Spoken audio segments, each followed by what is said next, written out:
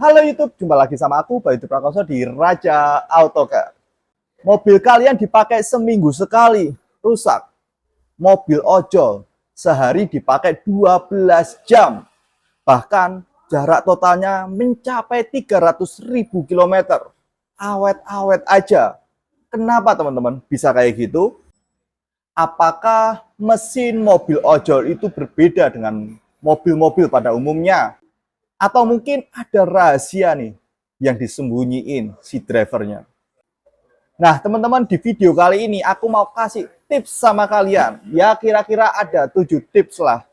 Ini aku dapat dari customer kita yang mana mereka berlangganan di workshop Raja Autocar. Pekerjaan utamanya yaitu driver online. Kayak apa tipsnya? Terus simak ya video aku sampai selesai. Oh ya teman-teman, sebelum kita lanjut, pastikan teman-teman mendukung channel kita biar channel ini bisa semakin berkembang, menjadi manfaat bagi banyak orang tentunya. Caranya, kalian bisa klik tombol like, komen, dan subscribe. Oke teman-teman, kita lanjut ya. Hal yang paling mendasar sebenarnya bukan tentang merek mobil, bukan tentang jenisnya kayak gimana itu mobil, tapi teman-teman sebenarnya itu ada di mindset atau cara berpikir. Ini menurut aku penting banget teman-teman. Mobil bagi driver ojol itu tuh bukan gaya hidup. Mobil bagi driver ojol itu tuh aset kerja. Ingat teman-teman, mobil bagi driver ojol itu sebagai aset kerja. Kalau rusak, cepet-cepet diperbaiki, nggak nunda-nunda. Kalau udah rusak, berarti nggak bisa jalan, nggak ada pendapatan kan? Aku ada pertanyaan teman-teman, kalau mobil kalian udah rasa-rasanya ada yang aneh, ada yang rusak seperti itu, respon kalian gimana? Nunda-nunda, biarin aja lah, aku males repot-repot, nanti aja. Atau kalian cepat-cepat nih cari solusi, diperbaiki. Gimana nih? Berikutnya teman-teman, mobil dipakai setiap hari itu membuat mobil awet. Banyak orang beranggapan teman-teman, kalau mobilnya itu dipakai sering kayak gitu, itu buat mobil nggak awet, cepet jebol mesinnya, bahkan ada rusak di bagian ini, itu, dan kemana-mana nanti bakalnya. Apakah betul seperti itu teman-teman? Faktanya nih teman-teman, kalau mobil kalian tuh sering digunakan, oli itu sering bersirkulasi, kemudian seal-seal juga terlumasi, aki juga terisi kan. Nah ini dia teman-teman, mobil kalau nggak pernah dipakai, ini yang biasanya terjadi. Aki soak, betul kan? Rem juga seringkali ada problem, biasanya lengket. Dan lebih parahnya lagi, seal itu jadi getas ya kalau orang ngomong tuh, atau gampang banget rusak.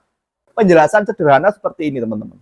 Mesin mobil itu ibarat tubuh manusia. Kalau nggak pernah bergerak, justru nih gampang banget sakit atau rusak. Berikutnya teman-teman, disiplin ganti oli. Wah, ini penting banget. Driver ojol teman-teman, biasanya itu mereka rutin banget dengan yang namanya ganti oli. Bahkan teman-teman, seringkali driver ojol itu lebih cepat ganti oli daripada jadwal yang udah ada. Alasannya kenapa? Ya pasti karena biaya untuk ganti oli itu lebih murah dibanding turun mesin. Aku ada pertanyaan nih teman-teman. Terakhir kali kalian ganti oli kapan nih? Udah sesuai jadwal, lebih cepat, atau lebih jadwal? Yang berikutnya, ini tadi berapa ya? Tips yang keempat kalau nggak salah. Gaya berkendara yang nggak agresif teman-teman. Karena membawa penumpang, biasanya yang dilakukan driver ojol itu mereka akselerasinya tuh ya standar aja. Halus seperti itulah. Tidak ngebut brutal. RPM juga cenderung stabil. Kemudian kalau ngerem-ngerem juga terkontrol. Ada pertanyaan kayak gini, loh kenapa kok mesin mobil itu gampang banget rusak?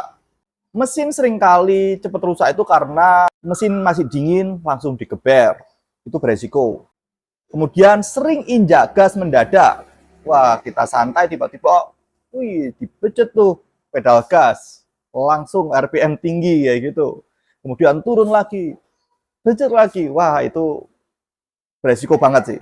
Overheat karena dipaksa kayak gitu. Dan biasanya kayak gini, mobil pribadi biasanya pemakaiannya itu lebih sembrono. Yang kelima ya teman-teman, driver ojol memilih mobil itu yang biasanya terkenal dengan kebandelannya.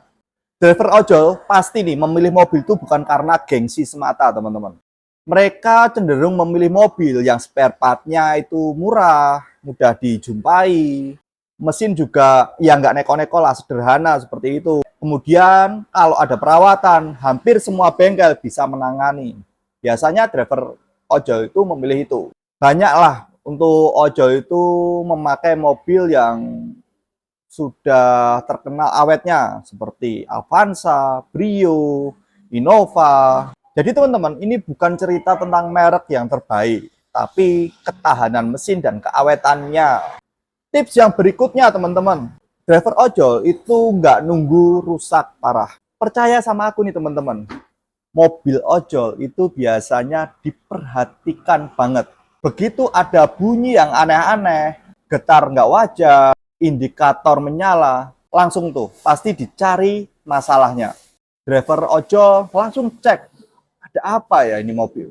Sementara kalau mobil pribadi biasanya mereka itu biarinlah, hal kecil, malas untuk cari-cari problemnya apa kayak gitu.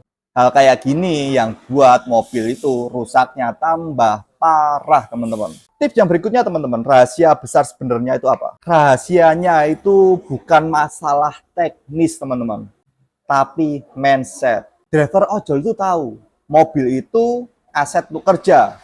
Mobil adalah mesin uang. Sementara kalau pemilik mobil pribadi, mobil bisa dikata sebagai simbol, gaya hidup.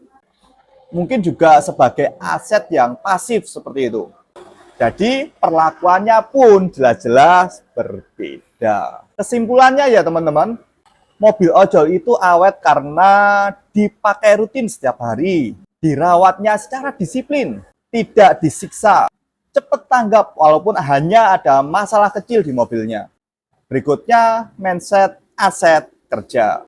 Menurut kalian teman-teman, yang cepat rusak itu mobil pribadi atau mobil ojol? Tulis ya jawaban kalian di kolom komentar. Aku mau tahu nih jawaban kalian kayak gimana. Oke, saya Bayu Prakoso. Apapun permasalahan mobilmu, Raja Autocare solusinya. See you.